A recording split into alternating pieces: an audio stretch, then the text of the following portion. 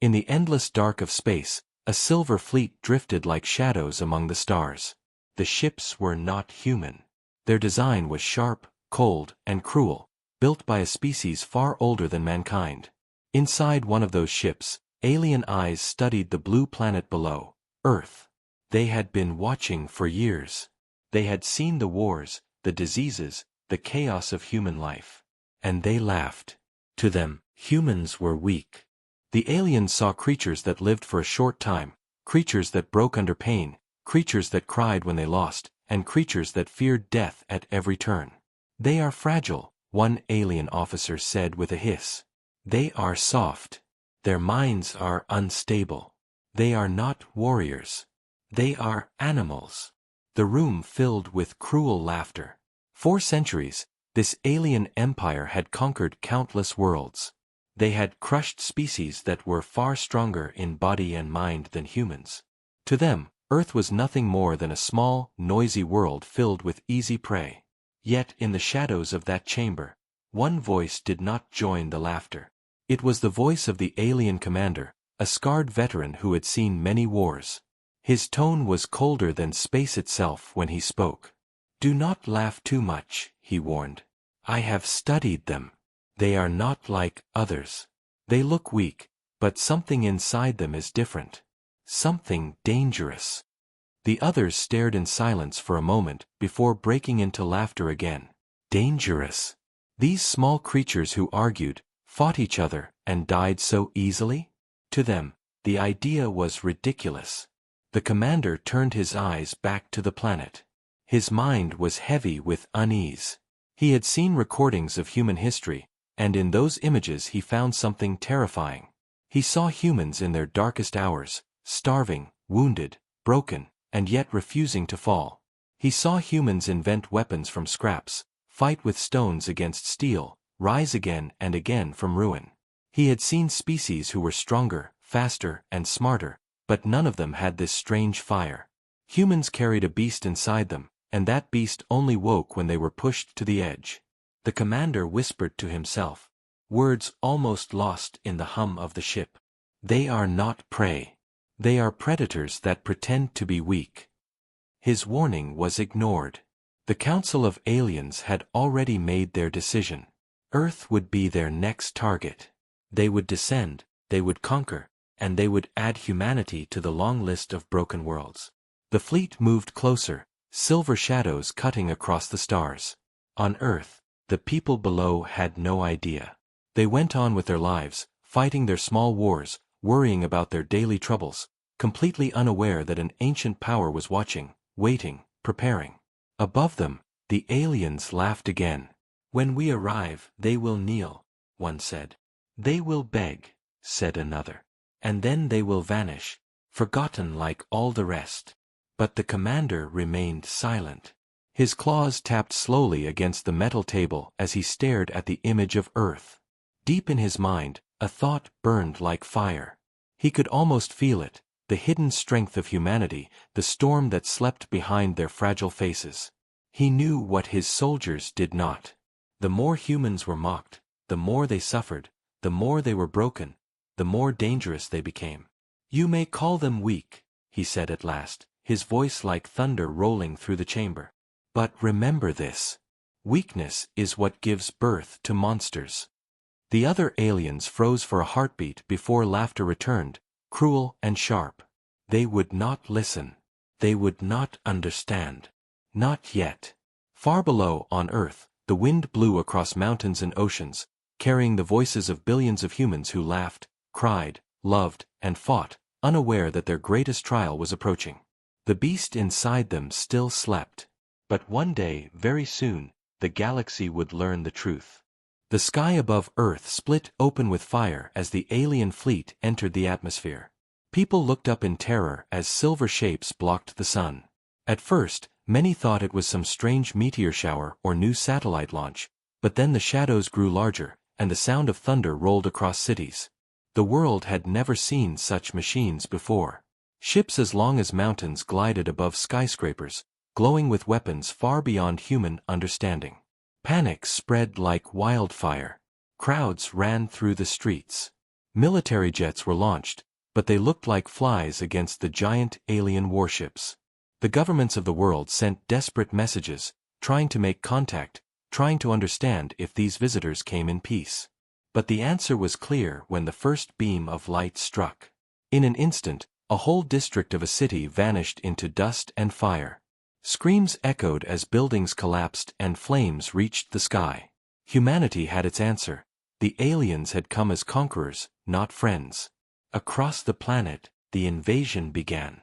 In New York, in London, in Tokyo, in Cairo, alien ships appeared like hunters circling prey. Their weapons burned through tanks, jets, and missiles as if they were toys. Soldiers fought bravely, but their bullets and rockets bounced off the shields of the invaders. The aliens watched this resistance with mocking smiles. "Look at them," one alien officer said from inside his ship. "They fight even when it is hopeless. How amusing." Another laughed, replying, "They are insects, and insects always crawl until the last moment." The commander, silent as ever, stood at the front of the control deck. His eyes narrowed as he studied the human defense. Weak, yes. Primitive, yes. But still, something about the way they fought unsettled him. He watched soldiers form lines even as the ground exploded around them. He saw pilots fly into impossible battles, knowing they would never return. And he whispered under his breath, "Strange, very strange." On Earth, chaos grew. Families hid in basements, children cried in fear, leaders gave speeches calling for unity, but their voices were drowned by the roar of alien machines. Satellites showed images of cities burning one after another. It was a war like no other. In just days, the aliens controlled the skies. They set up fortresses where their ships landed, turning parks and fields into strongholds of steel. Their soldiers, tall and armored, marched across streets that once belonged to humans. People were captured, rounded up, and studied. To the aliens, this was nothing but routine. They had done the same on hundreds of planets before. "Soon Earth will be tamed," one alien said with pride. "And humanity will bow before us, like all the others did." But not everyone agreed. Some humans refused to run. In a ruined city, a group of survivors dragged injured soldiers into shelter. They whispered to each other, "We cannot give up. We must fight." Their weapons were old, their supplies small, but their hearts burned with defiance. In another place, a pilot who had lost his squadron swore to strike again, even if he had to use his damaged jet alone. In the shadows, resistance began to grow like sparks under ash. The aliens continued to mock. They sent broadcasts into human languages, telling people to surrender and live as slaves. Some nations, broken by fear, did surrender. But in many places, people clenched their fists tighter. They would not kneel. The commander saw this and grew more uneasy. He remembered his own warning, humans are dangerous when cornered. His soldiers laughed as they destroyed another human army. They could not see the storm that was forming. But he could. In the silence of the command room, he watched the burning earth and thought, "If they rise again, it will not be with strength of weapons. It will be with something greater. Something even we cannot understand." For now, the aliens were winning. They ruled the skies, they crushed armies, they made humanity bleed. But in the shadows of despair, a fire had started to glow. Small, weak, almost invisible, but it was there. The fire of resistance. And one day soon, that fire would grow into an inferno. The world lay in ruins. Smoke rose from broken cities, and the sound of alien machines echoed across the land. Humanity seemed crushed under the weight of an enemy too strong, too advanced, too merciless. But even in the darkest nights, there were voices that refused to go silent. In the rubble of a destroyed town, a small group of survivors gathered. They had nothing, no tanks, no jets, no shields, only broken rifles and scraps of food. Yet their eyes carried something the aliens could not understand. They carried defiance. "We fight," one soldier whispered. "Even if it kills us, we fight." These words spread like fire among the survivors, and slowly, small sparks of rebellion began to glow. Across the world, in forests, deserts, and ruined streets, pockets of humans began to resist. They used secret radios to talk to each other. They stole alien weapons from fallen enemies. They set traps in the night, blowing up alien patrols and vanishing before dawn. The aliens grew annoyed, though at first they still laughed.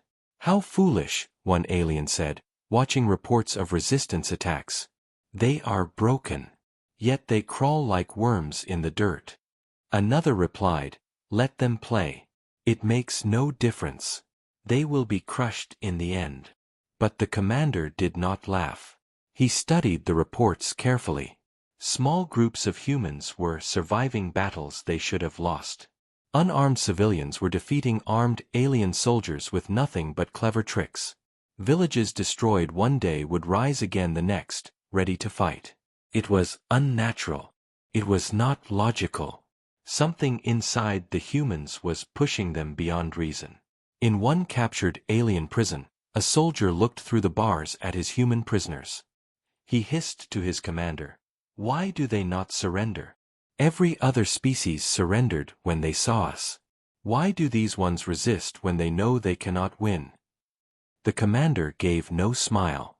His face was hard like stone as he answered, "Because they are not like the others.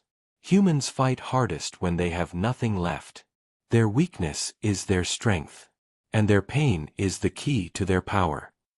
The younger alien did not understand, but he shivered at the sound of his commander's voice. Meanwhile, among the humans, courage was growing. A doctor in a ruined hospital treated the wounded with no medicine, whispering to each patient, "You will stand again. You must fight again." A farmer who had lost his family carried a stolen alien rifle, saying to the others, "If I die fighting." In the forests, hunters who once tracked animals now tracked alien soldiers. They knew every hill, every river, every shadow.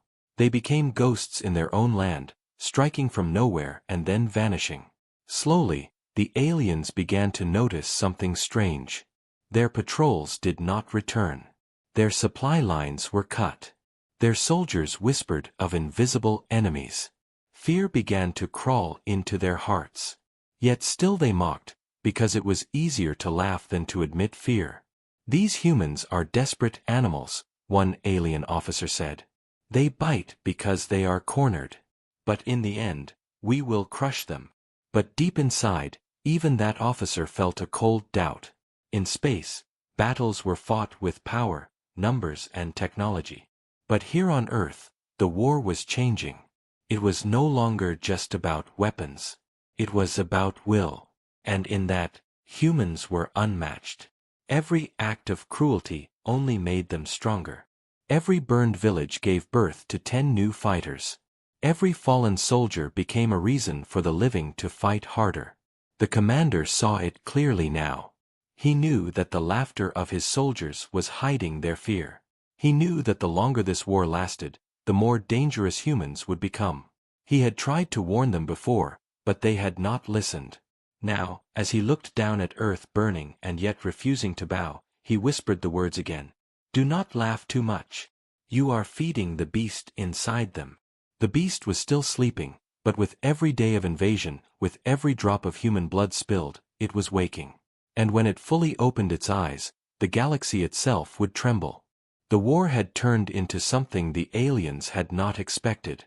They had arrived with supreme confidence, believing that within weeks Earth would fall and its people would be chained. And yes, they had burned cities, they had broken armies, they had filled the skies with fire. But instead of surrender, they found resistance. Instead of silence, they found rage. And now, something new was awakening inside the humans, something the aliens had no name for. In the ruins of fallen cities, humans began to fight like no ordinary soldiers. They fought with a fury that frightened even the most hardened invaders. A mother who had lost her children picked up a weapon and struck down an armored alien. A wounded soldier crawled through fire to throw a grenade at the enemy, smiling as he gave his life for others. These were not the actions of a broken people. These were the actions of something far more dangerous. The commander watched the reports with growing unease. He saw images of humans who should have been weak, who should have collapsed under fear and pain, yet instead they rose again and again, stronger each time. He whispered to himself, "The beast is waking." At first, the aliens thought these were only small sparks of defiance, but soon the sparks grew into a blaze. Humans used guerrilla tactics that made no sense to their enemies. They fought in the dark, they set traps in forests and alleys, they attacked and disappeared like smoke. A single group of resistance fighters destroyed an entire supply convoy. A band of children led alien troops into a dead end where explosives waited. Even unarmed villagers refused to kneel, standing in defiance until the last breath. To the aliens, this was madness. To the humans, this was survival.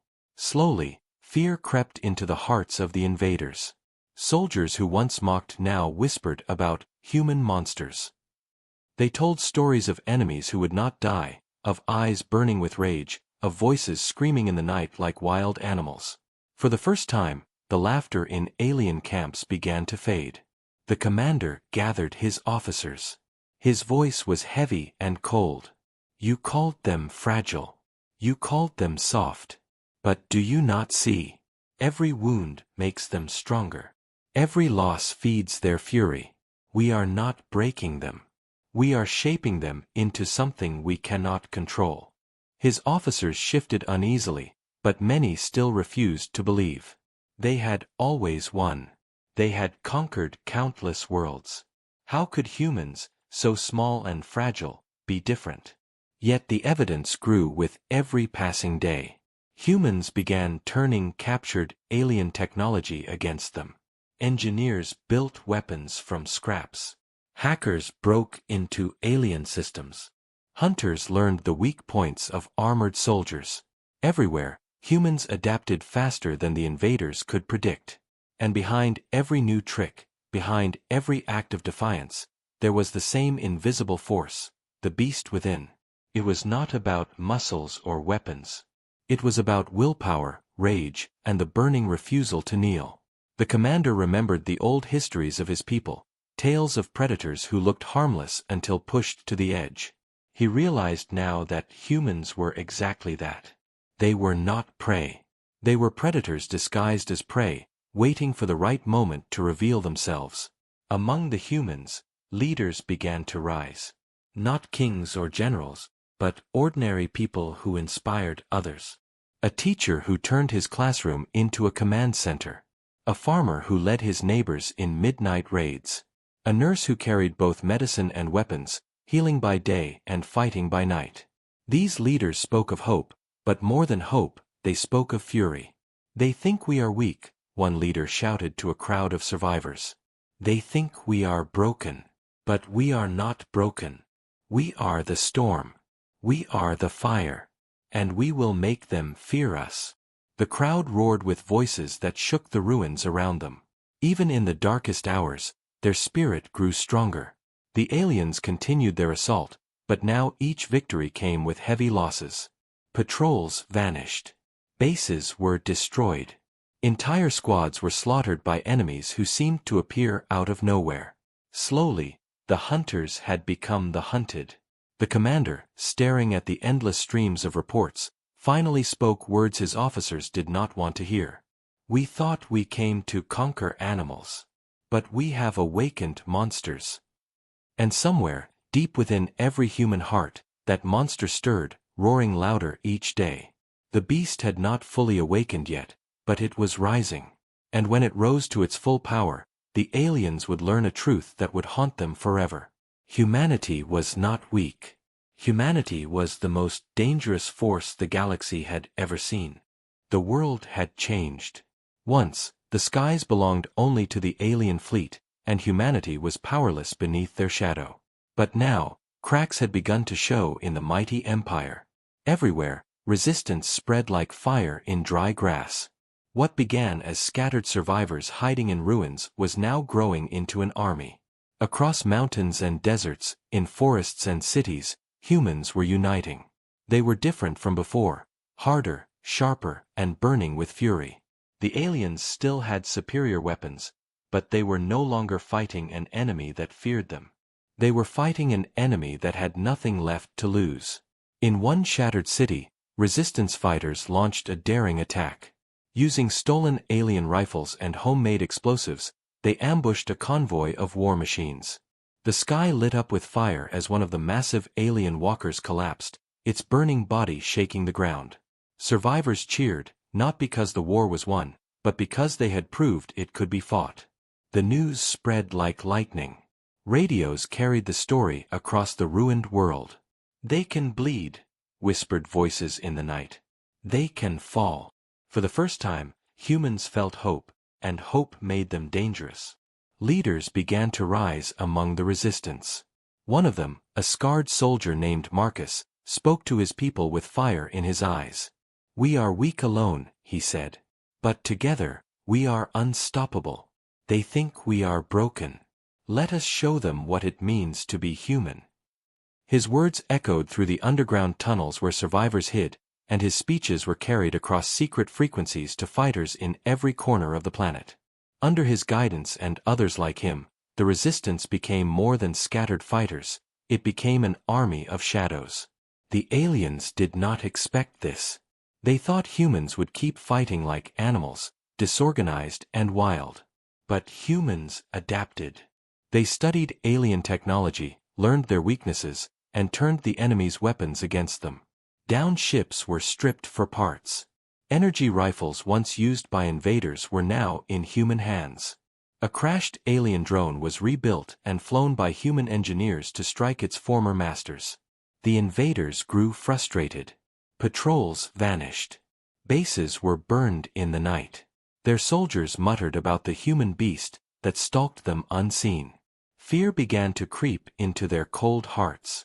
The commander, silent and watchful, saw what his officers refused to admit. "It has begun," he whispered. "The beast is not just awake. It is hungry." Still, his soldiers laughed nervously, clinging to arrogance. "They are nothing," one insisted. "A few raids mean nothing against our power." But even as he spoke, news arrived that another warship had been destroyed by human hands. This time, not by luck, not by chance but by strategy. Resistance fighters had stolen alien codes, infiltrated defenses, and planted explosives at the ship's core. When it fell, the ground shook for miles, and humanity roared with pride. Across the planet, people rose from despair. Villages that once cowered now armed themselves. Children carried messages for fighters. Elders guided secret tunnels beneath the earth. Humanity was no longer prey. Humanity was striking back. The aliens could not understand it. They had seen fear before. They had crushed it easily. But this was different. Humans turned fear into fire. Pain became strength. Loss became fury. The more they suffered, the harder they fought. The commander watched footage of a small band of fighters charging an alien fortress, their battle cries echoing through the night. They were outnumbered 10-1, yet they fought until the walls fell. When he saw it, his claws tightened on the armrest of his chair. "This is no longer war," he said quietly. "This is survival. And survival is the one thing humans do better than anyone." His words proved true again and again. In the frozen north, fighters dragged alien machines into traps of ice. In the burning deserts, rebels used sandstorms as cover to destroy enemy outposts. In jungles, humans struck from above like predators, leaving only silence behind. Every victory, no matter how small, was a spark that lit another. And together, those sparks became a blaze. Soon, the blaze became a storm. Humanity was no longer just fighting back, they were winning battles. And for the first time since the invasion began, the aliens felt the taste of fear. The empire that once ruled the skies without challenge was now trembling. Reports from every corner of Earth arrived in a constant stream of bad news. Alien patrols had vanished in mountains and forests. Fortresses once considered unbreakable were reduced to rubble. Warships that had hovered proudly over cities now burned in the oceans. Humanity, the species mocked as weak and fragile, was striking back with a fury the galaxy had never seen. At first the aliens tried to laugh, but their laughter no longer sounded confident. It was nervous, cracked, and hollow. Soldiers whispered in the dark, their voices trembling as they spoke of human ambushes.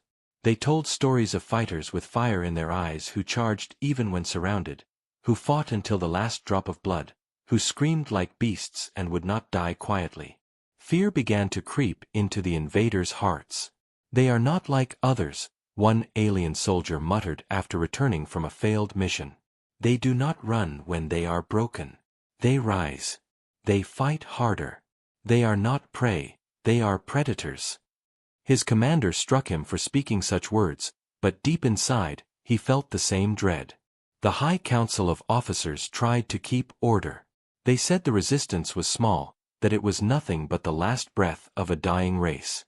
Yet even as they spoke, another message arrived, an entire garrison wiped out in the desert by humans armed with stolen weapons. Another ship lost in the skies of Europe. Another fortress destroyed by explosives planted underground. The commander, silent as always, studied these reports. He had warned them. He had told them that humans were different, but they had mocked him. Now their arrogance was crumbling. He looked around the war chamber and saw fear in the eyes of his officers. They tried to hide it, but it was there. Their claws twitched. Their voices shook. For the first time, the Empire's soldiers knew what it meant to be hunted. Across Earth, the resistance grew stronger. Entire towns joined the fight. Farmers, workers, teachers, children, every human had become a soldier in some way. They fought in shadows, in ruins, in forests, and in the skies. Their spirits spread like fire, and that fire burned into the minds of the aliens. They had never seen such willpower before. Every other world they had conquered had broken quickly. Species begged for mercy, surrendered, or fled. But humanity refused. Humanity did not bow. Even when the odds were hopeless, even when death was certain, they fought. This was something the aliens could not understand, and what they could not understand, they began to fear. Alien soldiers refused to patrol alone. Some even begged not to be sent into human territory. The laughter that once filled their camps was replaced by silence. Their songs of victory turned into whispers of dread. "They are demons," one said. "No," another replied, "they are worse than demons. They are humans." The commander stood before his council and spoke words that shook them to their core. "We thought we had come to conquer. But what we have done is awaken a monster. And that monster is called humanity." His voice carried through the chamber like thunder, and no one dared to laugh. For outside those walls, the proof was clear. The war was changing. The hunters had become the hunted. Even in space, the Empire felt the shadow of fear. Fleets orbiting Earth reported sabotage. Supplies went missing. Small human crafts, built from scraps, dared to attack their mighty ships. It was madness, yet somehow it worked. The humans refused to play by the rules of war, and in doing so, they were rewriting the battle itself. The aliens had all the weapons of power, but the humans had the will to fight without end. And slowly, the aliens began to realize that no weapon could kill that will. In every scream, in every act of defiance, they heard the voice of the beast that now walked among humanity.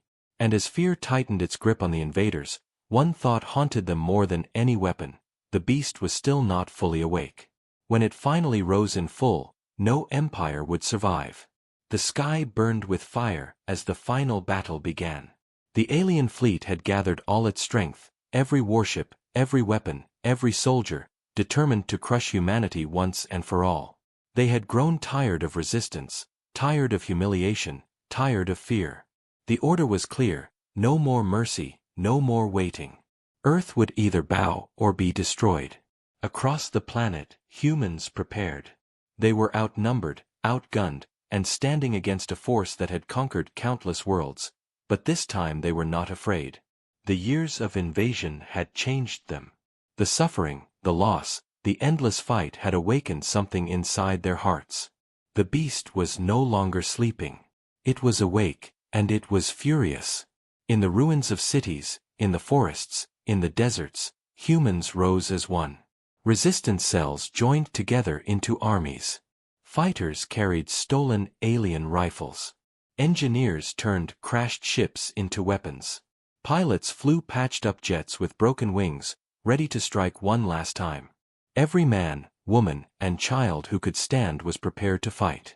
And when the alien ships descended, the world erupted in defiance. The first explosions tore through the skies as human missiles, crafted from both old technology and stolen alien parts, struck a massive warship.